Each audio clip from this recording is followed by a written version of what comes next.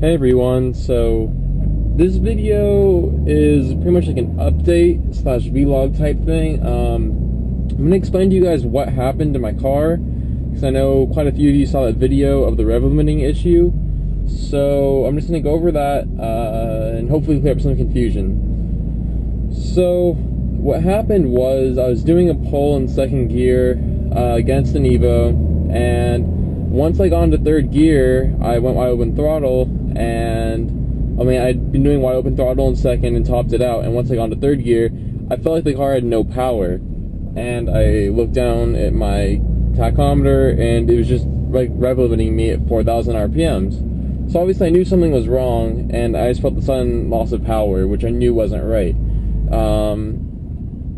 So I went ahead and pulled over and thought it was maybe just a one-time thing. So I reflashed the car, reset the ECU, and did everything like that. And I took one of my friends for a ride because he wanted to see what was going on. And I had traction control off and had in second gear, went wide open throttle, and once again, just no power, no boost, and it was rev limiting me at 4,000 RPMs. So I knew something's wrong with the car at this point, and it's becoming very hard to drive it because of the lack of power, and it was just backfiring a lot and sputtering. It was making it really difficult to drive. So I went ahead and tried to get it over to where my friends were, because we were cruising with a car crew or car club, whatever you want to call it. So I tried to get it over to them so we can have some people look at it, and I ended up not being able to make it all the way. The car was just dying on me. I only made it halfway. So they ended up coming to me, we checked it out, couldn't really see anything, and they deduced it was the clutch. I had thought it was kind of weird that it'd be the clutch, because usually I thought that when a clutch is slipping that the RPMs just shoot up to, it shoots up a lot because the clutch can't handle the power any longer. So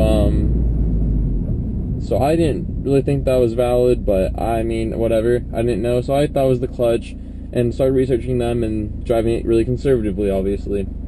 So a few days later, I've been data logging and everything like that, which is what you saw in the video. And unfortunately, I did quite a few pulls on it trying to fix the issue. I was like resetting the ECU and doing it pretty much everything I could think of to fix it, which wasn't working. So one day, one of my friends came over to take a look at it, and within 5 minutes, he spotted that the hose, my intercooler piping that goes with the turbo, was completely like blown off. So, or it was like slipping off, I should say. Well, it was barely being held on there.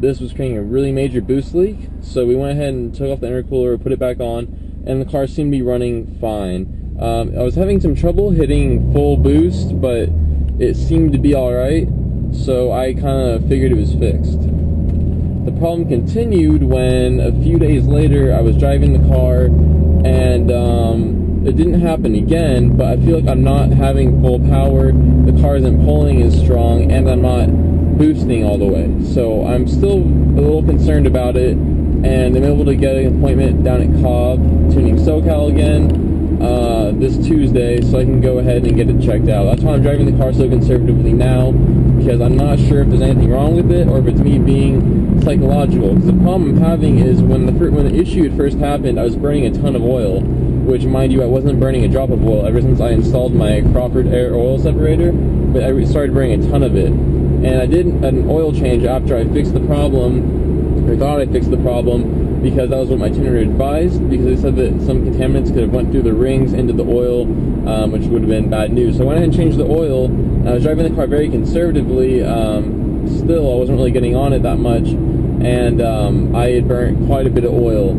So something I think is still wrong with the car, so I'm just going to take it down there to make sure that everything is alright before I potentially mess something up. So hope you guys will wish me luck on that.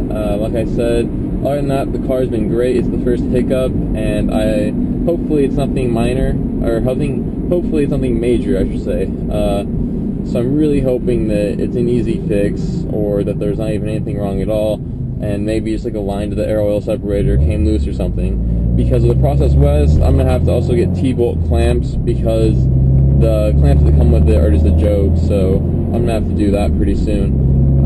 I am still looking into new clutches though, however. I'm looking at the Xedi Twin Disc Heavy Duty Metallic Clutch, which is like $1,700, $1,800. So it's going to be really expensive, but I think the Twin Disc is the way to go because they're really reliable from what I've read.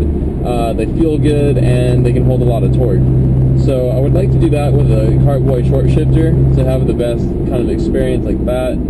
But yeah, other than that, I've been trying not to do too many pulls on the car. I mean, I did a lot recently because I wasn't hitting full boost and was trying to test it out.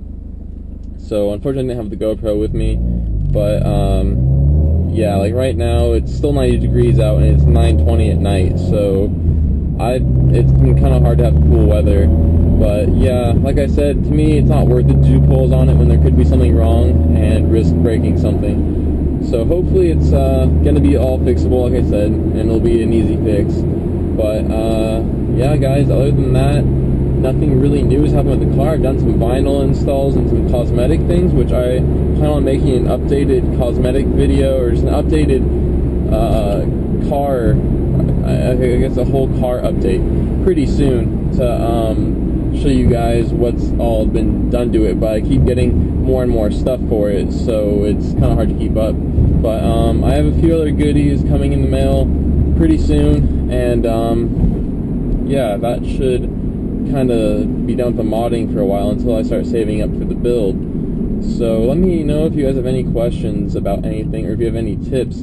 I know lots of you guys said like MAF sensor and everything on the video, but luckily it's turned out to be that boost leak, which could have turned out to be really bad. So like I said, let's all cross our fingers it's going to be an easy fix. And yeah guys, like I said, leave your comments and opinions on what you think it is, or what the whole deal is. And yeah, I'll see you guys in the next video. Later.